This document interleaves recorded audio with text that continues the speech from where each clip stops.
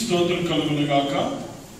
ఈ సమయంలో కీర్తనలు 119వ అధ్యాయము మనం కొన్ని భాగాన్ని చదివి ఉన్నాము. ఈ 119వ అధ్యాయంలోని ఈ భాగంలో మనం పరిశీలన చేసినట్లయితే దీనిలో ఆ భక్తుడు చాలా విషయాలు మనకు తెలియచేస్తూ ఉన్నాయి. తెలియచేస్తుంటున్న ఈ భాగంలో ప్రాముఖ్యంగా కొన్ని మాటలు కనిపిస్తుంటున్నాయి. అక్కడ ఆ భాగాన్ని చదువుదాము. 85వ వచనాన్ని ఎవరైనా ఒకరు చదువుదాం. నీ ధర్మశాస్త్రం అనుసరింపని గర్విష్ఠులు నన్ను చిక్కించుకున్నటకై కుంటలు త్రవిరి. 86 కూడా నీ ఆజ్ఞలు అన్నీ నమ్మదగినవి, పగవారు నిర్నిమిత్తముగా నన్ను తరుముచున్నారు, నాకు సహాయం చేయము. ఈ భక్తునికి పగవారు ఉన్నట్టుగా మనకు కనబడుతూ ఈ భక్తుడు ఎలాంటి పరిస్థితుల్లో ఉన్నాడో దేవుని యొక్క వాక్యం మనకు స్పష్టంగా తెలియచేస్తూ ఉంటుంది. ఈ భక్తుడు ఏ విధంగా ఉన్నాడు? అతనికి పగవారు ఉన్నారట. ఇంకా 85వ వచనంలో చూస్తే నన్ను చిక్కించుకున్నట్టుకై గుంటలు త్రవిరి అని రాస్తూ ఉన్నాడు. గుంటలు త్రవి ఉన్నారు. అయితే ఇతడు ఏ విధంగా ఉన్నాడో తెలిసిన 87వ వచనాన్ని చదువుదాము. భూమి మీద నుండకుండా వారు నన్ను నాశనము చేయుటకు కొంచెమే తప్పెను. అయితే నీ ఉపదేశములను నేను విడువకై ఉన్నాను. దేవునికి స్తోత్రం కలుగును గాక. ఎంత చక్కటి మాట రాస్తూ ఉన్నాడో తెలిసిన వారు తనను భూమి మీద నుండకుండా నాశనం చేయుటకు కొంచెమే తప్పిందండి. అతని మీద అంత పగబట్టి ఉన్నారు. అయితే అంత పగబట్టినప్పటికీ కూడా దేవుడి వాక్యం ఏం తెలియచేస్తుంటున్నదో తెలుసా? అతను ఉపదేశములను విడిచిపెట్టలేదంట. హల్లెలూయా. ఎవరు ఉపదేశములు? దేవుడు ఉపదేశమును విడిచిపెట్టలేదు. అపోస్తలుడైన పౌలు భక్తుడు రాస్తూ ఉంటున్నాడు. కొరింథీయులకు రాసిన పత్రికను మనం పరిశీలన చేసినట్లయితే అక్కడ ఉపదేశమును మనం గట్టిగా పట్టుకుంటే దాని వల్ల మనకు రక్షణ కలుగుతుందనే వాక్యము తెలియచేస్తూ ఉంటున్నది. ఆ భాగాన్ని మనం పరిశీలన చేద్దామా? ఆ భాగాన్ని మనం పరిశీలన చేద్దాము.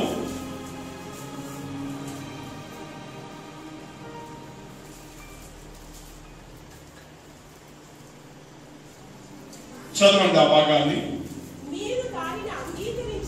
మీరు దాన్ని అంగీకరించితిరి, దాని యందే నిలిచి ఉన్నారు. మీ విశ్వాసం వ్యర్థమైతేనే గాని సువార్తను మీకు ప్రకటించుతునో ఆ ఉపదేశమును గట్టిగా పట్టుకున్న ఎడల ఆ సువార్త వల్లనే చూసారా? మనం మొదటి కొరింథీయులకు రాసిన పత్రిక 15వ అధ్యాయము మొదటి 2 వచనాల్లో మనం చూసినట్టయితే ఆ ఉపదేశమును మీరు గట్టిగా పట్టుకుంటే ఆ సువార్త వల్ల మీరు రక్షణ పొందుతారు అనే వాక్యం తెలియజేస్తుంది. దేవుడి యొక్క ఉపదేశాన్ని మనము గట్టిగా పట్టుకోవాలి. దేవుడు నమ్మదగినవాడు. దేవుడు నమ్మదగినవాడు. దేవుడి యొక్క ఉపదేశం నమ్మదగినది కనుక అతడు ఎలాంటి పరిస్థితుల్లో ఉన్నా కూడా అతడు దేవుడి ఉపదేశాన్ని మాత్రం గట్టిగా పట్టుకున్నాడు. హల్లెలూయా, హల్లెలూయా. ఎలాంటి పరిస్థితుల్లోనైనా దేవుడికి ఉపదేశం మనల్ని ఏం చేస్తుందో తెలుసా? మనల్ని రక్షిస్తుంది. ప్రైజ్ గాడ్, హల్లెలూయా. కాబట్టి మనం రక్షింపబడాలంటే దేవునికి ఉపదేశాన్ని ఎప్పుడు కూడా మనం విడిచిపెట్టకూడదు. మనము దేవునికి ఉపదేశాన్ని గట్టిగా పట్టుకునే వారంగా మనము అనుసరించే వారంగా మనము ఉండాలి. ఎలాంటి పరిస్థితుల్లోనైనా కూడా. దేవునికి స్తోత్రం కలుగును గాక. హల్లెలూయా. ఇక్కడ మరో విషయాన్ని మనం ఇక్కడ గమనిస్తూ ఉంటున్నాము. 88వ వచనాన్ని కూడా చదవండి. నీవు నియమించిన శాసనముని నేను అనుసరించినట్లు నీ కృప చేత నన్ను బ్రతికింపుము అంటున్నాడు. దేని చేత బ్రతికించుము? అయా నీ కృప నాకు కావాలి, నీ కృప చేత నన్ను బ్రతికించు. నువ్వు బ్రతికిస్తేనే నేను ఏమవుతానో తెలుసా? నీ శాసనములను నేను అనుసరించగలుగుతాను. దేవుడి శాసనాలు అనుసరించాలంటే దేవుడి యొక్క కృప మనకు ఎంతైనా అవసరం. దేవుడి కృప లేకపోతే ఆయన శాసనాలు మనం అనుసరించలేము. ఆయన మనం అనుసరించాలంటే దేవుడి కృప కావాలి. అపోస్తలుడైన పౌలు భక్తుడు అంటూ ఉన్నాడు, నేనేమై ఉన్నానో అది నీ కృప వల్ల అయి ఉన్నాను. దేవుని యొక్క కృప వల్ల మాత్రమే మనం ఈ రోజు ఈ స్థలంలో మనం సజీవులుగా ఉన్నాం. దేవుని కృప వల్ల మాత్రమే ఈ రోజు మనం దేవుని సన్నిధానంలో మనం కూడి ఉన్నాం. దేవుని మనం ఆరాధిస్తూ ఉన్నాం. మన కుటుంబాలతో సైతము కూడా ప్రభు సన్నిధిలో మనం ఆనందించగలుగుతూ ఉన్నాం. ఇది దేని వల్ల సాధ్యము? అది దేవుని యొక్క కృప వల్ల. అపోస్తలుడైన పౌలు భక్తుడు తనకు శరీరములో కలిగిన ఒక ముళ్ళు కొరకు దేవుడి సన్నిధానంలో ముమ్మారు ప్రార్థన చేసినాడని వాక్యములో మనము చదువుతాం కొరింథీయులకు రాసిన పత్రికలో. అయితే దేవుడు అతనికి ఏమి తెలియచేసినాడో తెలిసిన, నా కృప నీకు చాలును. హల్లెలూయా, నా కృప నీకు చాలును. దేవుడు దావీదు ఎడలో కూడా శాశ్వతమైన కృపను దేవుడు చూపినాడు. దేవుడు మన ఎడలో కూడా తన కృపను చూపినాడు. కాబట్టి ఈ రోజు కృప చేత మనము రక్షింపబడి ఉన్నాం. హల్లెలూయా. ఈ రోజు ఇప్పుడు మనకు రక్షణ కలిగింది అంటే అది దేని వల్ల కలిగినది? అది విశ్వాసము ద్వారా కృప చేతని మీరు రక్షింపబడి ఉన్నారు. ఇది మీ వల్ల కలిగినది కాదు, ఇది దేవుని వరము అనుంది వాక్యములో. కాబట్టి దేవుడు తన కృప చేత దేవుడు మనల్ని రక్షిస్తూ ఉన్నాడు, పోషిస్తూ ఉంటున్నాడు, నేటి వరకు సంరక్షిస్తూ ఉన్నాడు. హల్లెలూయా, హల్లెలూయా. కాబట్టి దేవుని యొక్క వాక్యాన్ని మనం బాగా అర్థం చేసుకోవాలి. ఆ భక్తుడు దేవుని యొక్క కృపల గురించి అర్థం చేసుకోగలిగినాడు. ప్రైజ్ గాడ్, హల్లెలూయా. కాబట్టి దేవుని యొక్క కృపను అతను అంటున్నాడు, నీ కృప చేత నన్ను బ్రతికించయ్యా అంటున్నాడు. కాబట్టి దేవుడి కృప చేత మాత్రమే మనం ఏమవుతామో తెలుసా? ఈ భూమి మీద మనం జీవించగలుగుతాం. అందుకని ఈ కింద భాగాలు కూడా మనము పరిశీలించేస్తే 81 కూడా ఒకసారి చదువుదాము. నీ రక్షణ కొరకు నా ప్రాణము సొమ్మసిల్లుచున్నది, నేను నీ వాక్యము మీద ఆశ పెట్టుకుని ఉన్నాను. దేవుడు వాక్యం చెప్తుంది, అయా నేను నీ రక్షణ కొరకు నా ప్రాణం సొమ్మసిల్లుచున్నది. నీ రక్షణను నేను చూడాలని నేను ఇష్టపడుతూ ఉన్నాను. నీ రక్షణ నాకు ఎప్పుడు కావాలా ప్రభా? నీ కాపుదల ఎప్పుడు నాకు కావాలా? నీ భద్రత నాకు ఎప్పుడు కావాలా? దావీదు మహారాజు 51వ కీర్తనలో రాస్తాడు, రక్షణ ఆనందం నా ఇద్దరి నుంచి తీసివేయద్దు. దేవుడిచ్చే రక్షణ ఎట్టి పరిస్థితుల్లోనైనా కూడా మనకి ఎప్పుడు కూడా ఉండాలి, ఎప్పుడు ఉండాలి. అందుకనే ఆ భక్తుడు అంటున్నాడు, నా ప్రాణం సొమ్మసిల్లుచున్నది నీ రక్షణ కొరకు. రెండోది అక్కడ రాయబడింది, నేను నీ వాక్యం మీద ఆశ పెట్టుకుని ఉన్నాను. దేని మీద ఆశ అంటే నీ మాట మీద నేను ఆశ కలిగి ఉన్నానయ్యా. కారణం ఏంటో తెలుసా? దేవుని యొక్క మాట మనల్ని బ్రతికిస్తుంది. హల్లెలూయా. బాధలలో మనకు నెమ్మదినిస్తుంది. దేవుని యొక్క వాక్యము ఆకాశము భూమి గతించిపోయినా కూడా సున్నైనను పొల్లైనను తప్పిపోయినది దేవుని యొక్క వాక్కు. సర్వ సృష్టి ఈ రోజు మనం చూస్తున్నది అంతా కూడా దేని వల్ల కలిగిందో తెలుసునా? ఆదికాండ 1వ అధ్యాయంలో మనం పరిశీలించేస్తే దేవుని యొక్క వాక్కు వల్ల మాత్రమే సర్వ సృష్టి ఏమైందో తెలుసా? కలిగింది. దేవుని యొక్క వాక్కుకి ఎంత శక్తి ఉంది. ఇప్పుడు మనము ఏదైనా ఒక్క దానిని కనీసం అక్కడున్న రాయి ఇక్కడికి రా అంటే రాదు. వాడు ఉండే రాయిని ఇక్కడికి రా అంటే వస్తుందా? మనమే పోవాలా దాన్ని పట్టుకొని ఇంటి ఇక్కడ తీసుకొని రావాలి, ఎత్తుకొని రావాలి. కానీ లేకపోతే ఆ రాయి ఇక్కడికి రాదు. ఏదైనా మనం చేయాల్సిందే. దేవునికి స్తోత్రం. కానీ దేవుడి మాట అయితే అది మనం పోయి పోవాల్సిన అవసరం లేదు, అదే మన దగ్గరికి వస్తుంది. ప్రైజ్ గాడ్, హల్లెలూయా, హల్లెలూయా. బైబిల్లో మనం చూస్తాం, యేసుక్రీస్తు ప్రభువారు 5,000 మందికి దేవుడు ఆహారం పెట్టినాడు. ఎన్ని రొట్టెలు, ఎన్ని చేపలు? 5 రొట్టెలు 2 చేపలు. ఒక 5,000 మందికి మన భోజనాలు పెట్టాలంటే ఎంత పెద్ద పేషన్ కావాలో ఇవ్వడు, ఎంత నూనె కావాలనో, ఎన్ని కట్లు కావాలనో, ఎంతమంది జనాలు కావాలనో, దానికి దాని పరిస్థితి ఎంతో ఘోరంగా ఉంటుంది అనుకోండి. కానీ వాక్యంలో మనం చూస్తే అక్కడ ఒక పెనిమి లేదు, ఒక నూనె లేదు, ఒక బేసన్ లేదు, ఏమీ లేదు. కానీ ఏం జరిగిందో తెలుసా? ఆకాశం వైపు కన్నులెత్తి దాన్ని ఆశీర్వదించినాడంతే. ఆ 5 రొట్టెలు కాస్త, ఆ 2 చేపలు కాస్త ఏమైపోయినాయి? 5,000 మంది తిని తృప్తి పొందిన తర్వాత 12 కంపలు ఎత్తిని అనేది వాక్యంలో. హల్లెలూయా! చూసారా? ఒకసారి మనకు కూడా అనిపించచ్చు, రోజు ఈ యొక్క బాధ ఎందుకు? సిస్టర్స్ గా అనుకోండి, ఎందుకు బాధ? ఆ గ్యాస్ ఖర్చు ఒకటి, ఆ ఖర్చు గురించి సిస్టర్స్ గా బాధ ఉండకపోవచ్చు. కానీ బ్రదర్స్ అయ్యో గ్యాస్ అయిపోయిందని బాధ. సిస్టర్స్ కి ఏం బాధ అంటే, అయ్యో రోజు వంట వండాలా నిలబడుకొని, లేకపోతే కూర్చొని, ఇది పెద్ద బాధ. మళ్ళా పాత్రలు కడగాల, పాత్రలో కడగాల. అవునా కదా? ఇది చాలా పెద్దలు. మనకన్నా పని లేకుండా పోతున్నాం, కానీ సిస్టర్స్ కి మాత్రం పాపం పని ప్రతిరోజు పిలుస్తా ఉంటుంది. వాళ్ళు ప్రతిరోజు లేస్తా ఉంటే చెత్తతో టిఫిన్ చేయి, మళ్ళీ టిఫిన్ చేసింది అంతా కూడా మళ్ళీ కడుగు, మళ్ళా మధ్యాహ్నం భోజనం చేయి, మళ్ళా పెట్టు, మళ్ళా కడుగు, రాత్రి భోజనం చేయి, మళ్ళా పెట్టు, మళ్ళా కడుగు, మళ్ళా తొయ్యి, మళ్ళీ అంతా అయిపోయి అన్ని సర్ది పెట్టుకుని పట్టుకో. రేపటికి ఏముందో మళ్ళా చూసుకోవాలి. హల్లెలూయా! చాలా బాధ కదా? దేవునికి స్తోత్రం కలుగును గాక. హల్లెలూయా! అవును, ఒకవేళ వాళ్ళు అనుకోవచ్చు, మనం కూడా చపాతీలు అయిపోను కాక అన్నాం అనుకోండి, చపాతీలు పైకి వచ్చాయి. హల్లెలూయా! ఇప్పుడు ఉప్మా అయిపోను గాక అన్నాం అనుకోండి, ఉప్మా దేనికి వచ్చేదమ్మా? పెనుగులోకి వచ్చేది. చూసి ఎంత బాగా చెప్తున్నారు. కాదు, మా పెనుగులేక కాదు, గిన్నెలు లేక. మన పెనుగు కడగాలి కదా. ఒకేసారి గిన్నెలు లేక వచ్చేసిందంటే పెనుగుతో పనే ఉండదు మాకు. అవును కదా? భోజనం అయిపోవును కాక అన్నాం అనుకోండి, భోజనం కూడా అయిపోయిందంటే అబ్బా ఎంత బాగుంటుందో.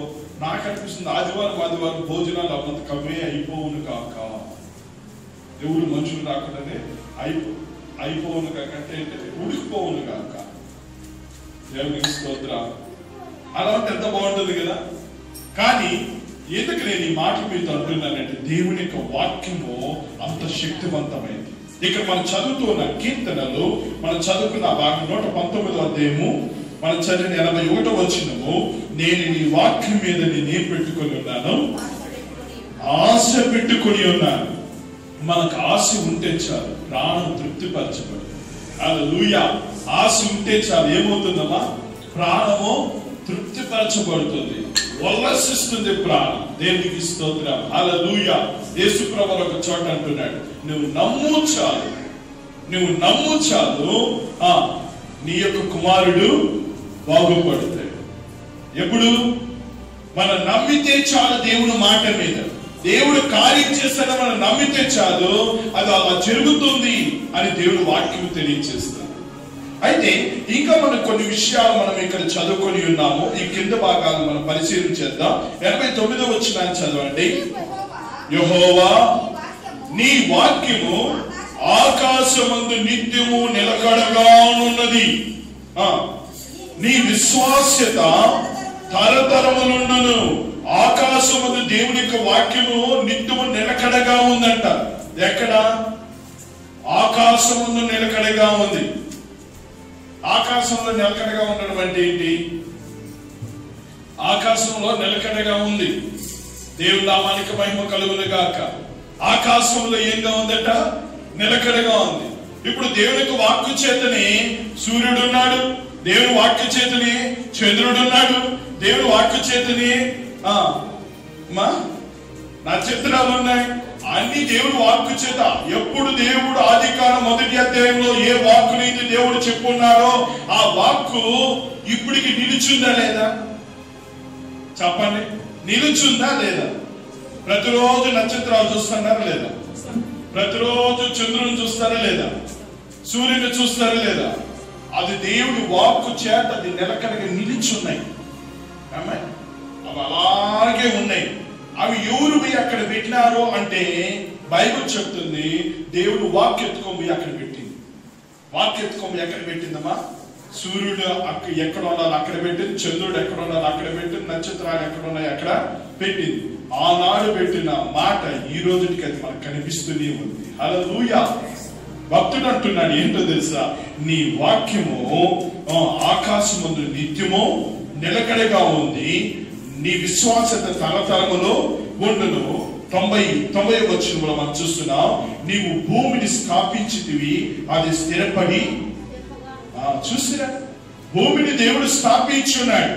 ఇప్పుడు ఈ రోజు చూస్తుంటుంది ఈ భూమి అంతా కూడా దేవుని యొక్క లేఖనాల్లో ఆది కాండములో ఒక విశాలమైన స్థలం కలగాలని చెప్పి, ఆరిన నేల కలగాలని చెప్పినప్పుడు దేవుడు చెప్పిన ప్రకారంగా అదేమైంది? ఆరిన నేల కలిగి, ఆరిన నేలను భూమిని పేరు పెట్టినాడు దేవుడు. దేవుడికి స్తోత్రం కలుగును గాక. హల్లెలూయా. ఇదంతా దేవుడి యొక్క మాట చేత మాత్రమే కలిగింది. 91వ వచనాన్ని మనం పరిశీలించేద్దాము. సమస్తమును నీకు సేవ చేయుచున్నది, కావున నీ నిర్ణయము చొప్పున అవి నేటికి నీ స్థిరపడి ఉన్నవి. దేవునికి స్తోత్రం కలుగును గాక. హల్లెలూయా. ప్రతిదీ కూడా దేవుడు చేసిన సమస్తము కూడా ఏంగా ఉన్నదంటే తెలుసిన, దేవునికి సేవ చేయుచున్నదంట. సేవ చేయడం అంటే దేవునికి లోబడుతున్నాయి. దేవుడు ఎక్కడి నుంచి ఎక్కడికి వెళ్ళమంటే అక్కడికి వెళ్తూ ఉన్నాయి. దేవుడు చెప్పింది చెప్పినట్టుగా నేటికి కూడా అది జరుగుతోంది. సూర్యుడు దేవుడు సృష్టించినప్పుడు ఎక్కడ ఉదయిస్తా ఉన్నింది? ఎక్కడ ఉదయిస్తా ఉన్నింది? తూర్పున. అస్తమించేది ఇప్పుడు సృష్టి ఆదిలో ఎలా ఉదయించిందో, ఎలా అస్తమిస్తూ ఉందో, నేటికి కూడా అది దేవునికి లోబడుతూ దేవుని పని చేస్తూనే ఉన్నాయి. మనం తప్పించి, ఎవరు తప్పించి? మనుషులు తప్పించి. దేవుడు సృష్టించిన ప్రతిదీ కూడా దేవుడికి లోబడి దాని క్రమ ప్రకారంగా చేసుకుంటూ పోతూ ఉన్నాయి. కానీ మనుషుడు అక్కడే ఇక్కడ క్రమం లేనివాడు. క్రమం లేకుండా జీవిస్తాడేది ఎవరంటే మానవుడు. కానీ అవి మాత్రం క్రమంగా అన్ని కూడా దేవుడు చెప్పినట్టు చేస్తూ ఉన్నాయి. అందుకే దేవుడు వాక్యం చెప్తుంది, కావున నీ నిర్ణయము చొప్పున అవి నేటికి స్థిరపడి ఉన్నాయంట. హల్లెలూయా. నాకు అనిపిస్తుంది ఈ మాటలు చెప్తూ ఉన్నప్పుడు మనం కూడా స్థిరపడి ఎప్పుడూ కూడా ఎల్లప్పుడూ ఆనందంగా సంతోషంగా ఉండాలంటే అవి ఏ రీతిగా దేవుని యొక్క మాటకు లోబడుతున్నాయి, మనం అలా లోబడితే మనం కూడా కదలకుండా ఉంటాం. వాక్యమే చెప్తుంది, కదలని సీయోను కొండవలె నేను మిమ్మల్ని స్థిరపరుస్తాడండి దేవుడు. ఆమె ఎన్నన్నా రాని ఏమన్నా రాని మరి కదలము, మనం కదిలిపోము. మత్తయి రాసిన సువార్తలో చెప్పబడుతుంది కదా, నా మాట విని వాటి చొప్పున చేయి ప్రతి వాడును బండ మీద ఇల్లు కట్టుకున్న బుద్ధిమంతుని పోలి ఉండును. ఆ వర్షం వచ్చినా, గాలి వచ్చినా, తుఫాను వచ్చినా, ఏదన్నా రాని కానీ అది ఏమవుదంటమా? కొట్టుకొని పోదు. హల్లెలూయా. ఎందుకు కొట్టుకొని పోదు? దేవుడు మాటకు లోబడుతూ ఉన్నది కాబట్టి, దేవుడికి లోబడుతూ ఉన్నాడు కాబట్టి అది ఎప్పటికీ కూడా అది కొట్టుకొని పోనే పోదు. దావీదు మహారాజు అంటూ ఉన్నాడు, నీతిమంతుడు పిల్లలు బిచ్చమెత్తుట కానీ, నీతిమంతుడు విడవబడుట కానీ నేను చూడలేదు. హల్లెలూయా. నేను చూడలేదు. ఎప్పటికీ వారిని దేవుడు ఎలా పెడతాడు తెలిసిన? స్థిరంగా పెడతాడు. స్థిరంగా పెడతాడు. ఈ లోకంలో కోట్లు సంపాదించవచ్చు, ఎంతో ధనికులు కావచ్చు, ఎట్లా పడితే అలాగే సంపాదించేసి ఒకవేళ ఒక స్థానంలోనికి రావచ్చు. నీతిమంతుడు కలిగింది కొంచెమైనా బహుమంది భక్తిహీనులకు ఉన్న ధన సమృద్ధి కంటే శ్రేష్టమైందంట. ఎంతన్నా ఉండి వాళ్ళకు మనకుండేది కొంచెం చాలు, అయినా అది వాటికంటే శ్రేష్టమైంది. హల్లెలూయా. హల్లెలూయా. అది మనకు అది ఆశీర్వాదం. అది మనకు అది ఆశీర్వాదం. కాబట్టి దేవుని వాక్యం ప్రకారముగా ఈరోజు ప్రభుని మనం ఏం చేయాలా? ఆరాధించాలి. దేవుని మనం స్తుతించాలి. ఒక రకంగా చెప్పాలంటే వాటిని చూసి నేర్చుకోవాలి. మనం నిన్నటి దినము మేము పొలం దగ్గర నుంచి చూస్తూ ఉన్నప్పుడు మా తల్లిగారితో నేను మాట్లాడుతూ చెప్తూ ఉన్నాను, దేవుడు మన కళ్ళ ముందర కొన్ని జంతువులు పెట్టున్నాడు, కొన్నింటిని దేవుడు మన ముందర పెట్టున్నాడు. వాటి ద్వారా మనకు దేవుడు ఏదో నేర్పించాలనుకుంటున్నాడు. కుక్క ఉంది, విశ్వాసం కలిగింది. ఆవు ఉంది, మంచిగా గడ్డేసి మనం పోషిస్తే పాలించి మనల్ని కూడా అది ఆదుకుంటుంది. అవునా కాదంటారా? ప్రతిదీ కూడా జంతువులు ఇట్లా వాటిని మనం చూస్తే. అయితే నమ్మక ద్రోహం చేసేది ఎవరు అంటే మనుషులే. తిన్నిటి వాసాలు లెక్క పెట్టడం అంటారు కదా. బాగా తిని బాగా ఉండి అన్ని అనిపించి ఆఖరికి ఇదంతా నాది అంటారు. వాటికి ఉందా అట్లాంటి లక్షణమా? వాటికున్నాయా? వాటిని చూసి కొన్ని సందర్భాల్లో వాటికంటే మనం శ్రేష్ఠులు కావచ్చు, కానీ వాటిని చూసి మనం నేర్చుకోవాల్సిన కొన్ని ఉన్నాయి. వాటిని చూసి కొన్ని మనం నేర్చుకోవాలి.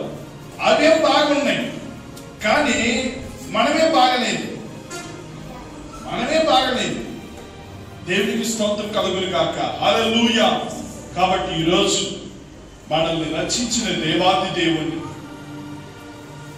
ఈ స్థితిలో మనల్ని నిలబెట్టిన దేవాది దేవుని, తన కృపను మన ఎడల చూపిస్తుంటున్న దేవాది దేవుని మనం ఆరాధిస్తాం. మనం దేవుని మనం స్తుతిస్తాం. ఇక్కడ ఇంకా చాలా విషయాలు మనకి ఇక్కడ కనిపిస్తూ ఉన్నాయి. వాటిని మనము పరిశీలించేద్దాం. 94వ వచనాన్ని కూడా పరిశీలించేయండి. అక్కడ నీ ఉపదేశం నేను వెతుకుచున్నాను,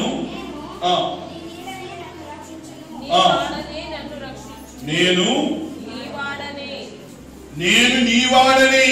ఎవరు వాడను? అయ్యా, నేను నీ వాడను, నీకు లోబడేవాడను, నీ మాటకు విధేయత చూపించేవాడను, నువ్వు చెప్పేది చేసేవాడను, నన్ను రక్షించమని చెప్పి ఆ వ్యక్తి దేవునితో మాట్లాడుతూ ఉన్నాడు. ఈరోజు అలాంటి వ్యక్తి అయితే ఈరోజు ప్రభుని ఆరాధించాడు. ఇక్కడ కూర్చున్న వారు నేను నీ వాడను అని కరెక్ట్గా చెప్పగలిగిన వాళ్ళు ఎవరున్నారు? నేను నీ వాడనయ్యా, నువ్వు నా వాడు, నేను నీ వాడు. కనుక నీ వాడన్నప్పుడు దేవుడు ఎంతో సంతోషపడతాడు. అలాంటి వారైతే నిజముగా మనం మాట్లాడిన ఆ మాట నిజమే అయితే ఈరోజు మనలో వచ్చే ఆరాధన బట్టి కూడా ప్రభుత్వం మహిమపరచబడతాడు. లేచి నిలబడదామా?